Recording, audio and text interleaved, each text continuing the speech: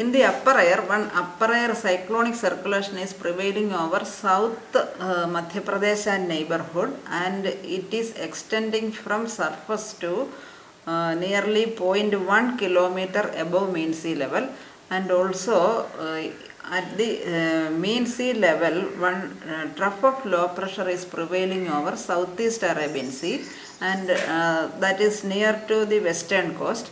And due to these two synoptic systems, we are experiencing cloudiness for the last 2 days, and we expect rainfall at 1 or 2 places for next 1 day, and dry weather for the next.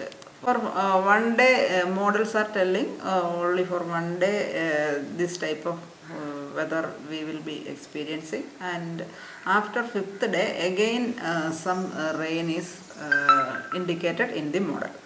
Cyclone, it is only a small pressure difference. Upper air cyclonic circulation means it is a small pressure, low pressure area, not a cyclone, very weak cyclone.